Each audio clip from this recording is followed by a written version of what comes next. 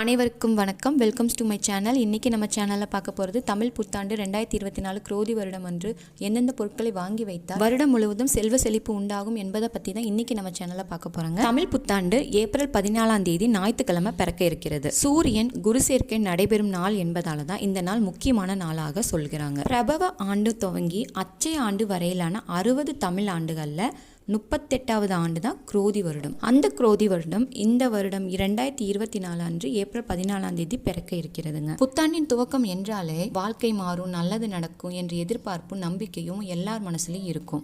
அதுபோல தான் இந்த வருடம் ஏப்ரல் 14 பிறக்க இருக்க தமிழ் புத்தாண்டான குரோதி வருடமும் நல்லது நடக்கும் என்ற எதிர்பார்ப்பு எல்லார் மனசுலையும் இருக்கு. ஆனா குரோதி வருடத்துல பகைகள் கேடு அதிகரிக்கும் என்று சில பயங்கள் மக்கள் மனதில் உலாவிட்டு இருக்கு. இதோட பாதிப்புகள் ஏதும் ஏற்படாம நன்மைகள் அதிகரிக்கிறதுக்காக தமிழ் புத்தாண்டு அன்று சில பொருட்களை வாங்கி நீங்க பூஜையை வைக்கும் போது உங்க வீட்டுல செல்வம் அதிகரிக்கும், ஆரோக்கியமும் உண்டாகுங்க. இந்த ஆண்டுல நாம வாங்கி வைக்கக்கூடிய முக்கியமான பொருள்ல ஒன்று கல்லுப்பு. இது எல்லாருக்குமே தெரியும், ஒரு மங்களகரமான பொருளும் கூட, மகாலட்சுமியின் அம்சமும் கூட. இந்த பொருளை வாங்கி நம்ம வீட்டுல வைக்கும் போது மகாலட்சுமியின் அருள் கிடைக்கும், வீட்டுல குறையாம செல்வமும் இருந்துகிட்டே இருக்கும். போல சூரியனுக்கு உரிய பொருளான கோதுமை, குருவிற்குரிய பொருளான கொண்டக்கடலை இதெல்லாம் வாங்கி வைக்கும் போது குரு மற்றும் சூரியனால் ஏற்படக்கூடிய தோஷங்கள் நீங்குங்க. அன்று வளர்பிறை சஷ்டி என்பதால முருகனுக்குரிய கிரகமான செவ்வாய்க்கு உரிய பொருளான துவரம்பருப்பு ஆகியவற்றை நீங்க வீட்டுல வாங்கி வைக்கும் போது உங்களுக்கு நன்மை உண்டாகும். அப்படி இல்லைன்னா நவதானியத்தை வாங்கி பூஜை அறையில வச்சு கும்பிடுங்க. அடுத்தது பஞ்சாங்கம் படிக்க தெரியாட்டியும் அதை வாங்கி பூஜை அறையில வச்சு கும்பிடுறது நல்லது. மஞ்சள், குங்குமம்,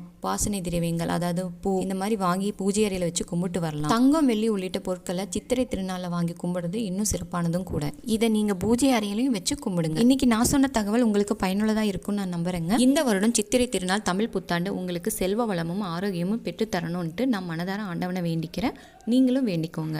அனைவருக்கும் இனிய தமிழ் புத்தாண்டு நல்வாழ்த்துக்கள்.